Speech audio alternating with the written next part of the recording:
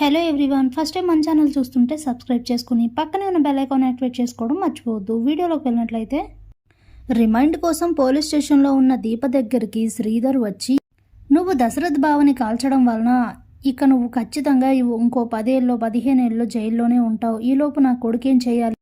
హాల్లో ఓ పెద్ద ఫోటో కట్టించి పెట్టుకుని ఆ ఫోటోను చూస్తూ నీ కూతుర్ని పెంచుతూ బతకాల.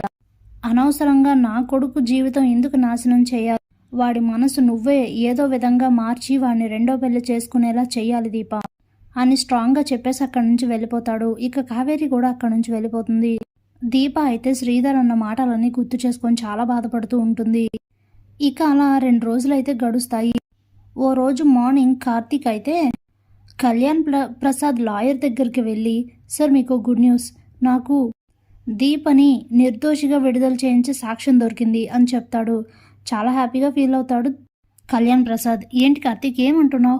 అసలు అది ఎలా సాధ్యం అని అంటే మొత్తం జరిగిందంతా చెప్తాడు కార్తీక్. దాంతో ఈ ఒక్క ఆధారం చాలు, ఈ ఒక్క సాక్ష్యం చాలు, మొత్తం అంతా మనం అనుకున్నట్టుగా జరుగుతుంది. దీప నిర్దోషిగా విడుదలవుతుంది. రేపే కదా ఫైనల్ జడ్జ్మెంట్, అక్కడ అనుకున్నట్టుగా ప్రొడ్యూస్ చేద్దాం కోర్టులో అని చెప్తాడు కళ్యాణ్. ఇక దాంతో హ్యాపీగా ఫీల్ అయ్యి అక్కడి నుంచి వెళ్ళిపోతాడు కార్తీక్.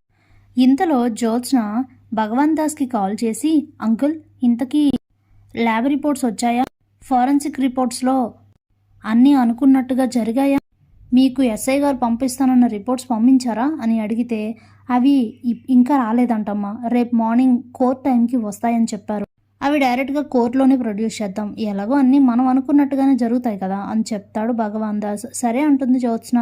ఇక మరుసటి రోజు కోర్టు వాయిదా ఉండడంతో దశరథ్ కాకుండా మిగతా ఫ్యామిలీ మెంబర్స్ అందరూ కూడా కోర్టుకు బయలుదేరుతారు.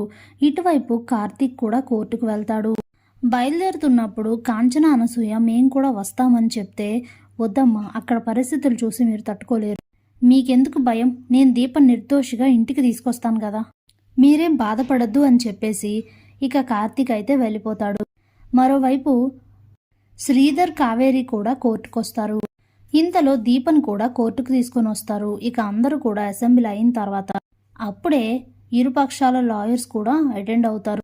ఇంతలో జడ్జి గారు, ఇంతకీ ఏమైంది, ఫారెన్సిక్ రిపోర్ట్స్ వచ్చాయా అని అడిగితే, అప్పుడే భగవాన్ దాస్, అది మేడం ఈ రోజుకు వస్తాయని చెప్పారు, ఇంకా రాలేదు అని అంటుంటే, ఇంతలోనే ఫారెన్సిక్ రిపోర్ట్స్ తీసుకొని ఓ వ్యక్తి తీసుకొని వచ్చి డైరెక్ట్గా జడ్జి గారి చేతికే ఇస్తారు.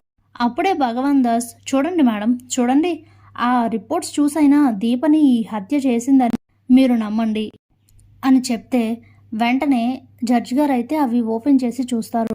అప్పుడే జడ్జి గారు ఆ రిపోర్ట్స్ చూశాక దీపని చూస్తూ, నువ్వు చెప్పిందే నిజమమ్మా, నువ్వు దశరథ్ గారిని కాల్చలేదు అని అంటారు. దాంతో శివనారాయణ ఫ్యామిలీ అంతా స్టన్ అవుతారు. భగవాన్ దాస్తో సహా షాక్లో ఉండిపోతారు. వెంటనే భగవాన్ దాస్, ఏంటి మై లార్డ్, ఏమైంది, ఎందుకు ఇలా ఉంటున్నారు అని అంటే, మీరు చెప్పినట్లు ఫారెన్సిక్ రిపోర్ట్స్ వచ్చాయి.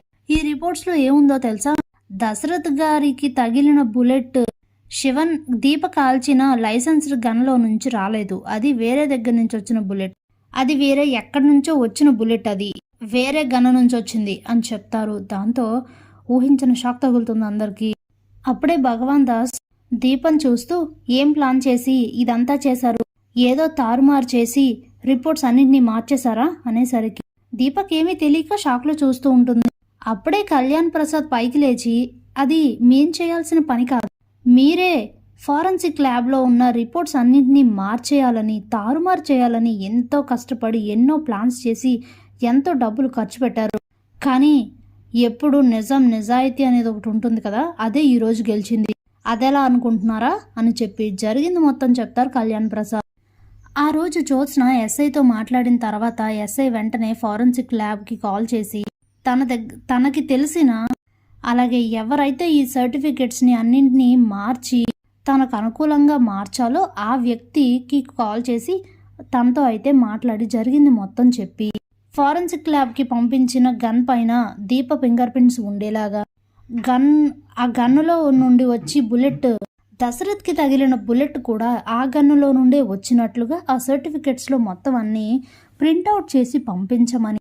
ఇదంతా చిన్న చితక వాళ్ళ వ్యవహారం కాదు, జ్యోత్స్న రెస్టారెంట్ సీఈఓ జ్యోత్స్న గారికి సంబంధించిన విషయం కాబట్టి వాళ్ళు చెప్పినట్లుగా చెయ్యాలి, అలాగే చేస్తే మనకు కావాల్సినంత ఇస్తారు అని అయితే ఎస్ఐ వంశీతో అయితే మాట్లాడి చెప్తారు.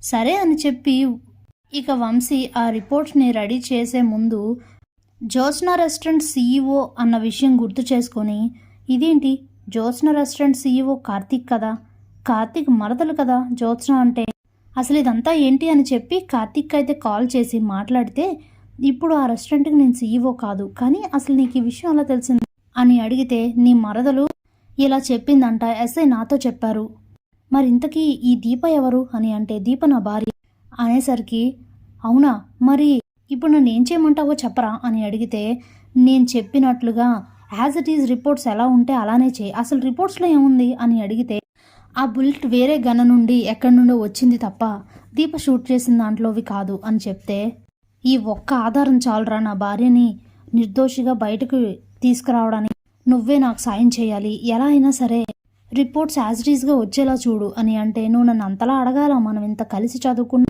నువ్వు నాకు ఎన్నోసార్లు హెల్ప్ చేసావు కదా కార్తీక్, నేను ఆ మాత్రం చేయలేనా అని చెప్పేసి రిపోర్ట్స్ అయితే యాజ్ ఇట్ ఈజ్గానే చేసి కోర్టుకు అయితే పంపించేస్తాడు. ఇక ఆ విషయం అయితే జరిగిందంతా కళ్యాణ్ ప్రసాద్కి ముందే తెలుసు కాబట్టి ఆ విషయమే కోర్టులో అయితే చెప్పేసరికి ఊహించని షాక్ తగులుతుంది అందరికీ. ఇదేంటి ఇలా జరిగింది అనుకుని జ్యోత్స్న షాక్లో పడిపోతుంది. శివనారాయణకి ఏమీ అర్థం కాదు. ఇదంతా చెప్పరేంటి కళ్యాణ్ గారు, ఇలా చేయడానికి సహకరించిన ఎస్ఐని వెంటనే సస్పెండ్ చేసి, జ్యోత్స్న ఎందుకు దీపాన్ని ఇలా టార్గెట్ చేసిందో, జ్యోత్స్న ఇలాంటి ఆలోచనలు ఎందుకు చేసిందో, ఇలాంటి